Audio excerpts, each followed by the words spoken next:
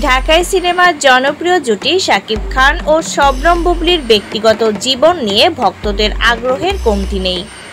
দীর্ঘদিন ধরে তাদের সম্পর্ক ও পরিবার নিয়ে নানা গুঞ্জন ছড়িয়ে আছে। সম্প্রতি আবারও সোশ্যাল মিডিয়ায় আলোচনার কেন্দ্রবিন্দুতে এসেছে এই তারকা দম্পতি। মঙ্গলবার 16 সেপ্টেম্বর তার ফেসবুক পেজে মা ছেলের খুনসুটি একটি রিল ভিডিও শেয়ার করেছেন শবনম বুবলী।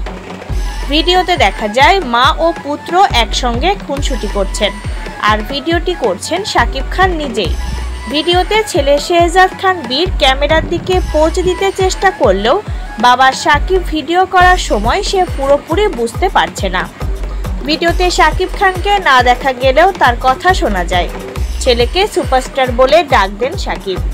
ভিডিওর ক্যাপশনে বুবলী লিখেছেন, লাড্ডু বাবজান ভাবছে ছবি তোলা হচ্ছে তাই পোজ দিয়ে আছে, কিন্তু স্যারের ড্যাডি যে ভিডিও করছে লাড্ডুটা বোঝে নাই।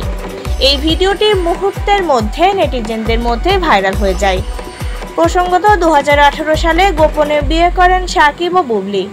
এরপর তাদের ঘরে এসেছে সন্তান শেহজাদ, যদিও বিবাহের খবর প্রকাশ্যে আসে অনেক পরে। সম্পর্কের ফাটলের খবরও দীর্ঘদিন ধরে ভক্তদের মধ্যে চর্চার বিষয় হয়ে আসে। তবে কিছুদিন ধরে দুই তারকাকে একসঙ্গে দেখে খুশি তাদের ভক্তরা।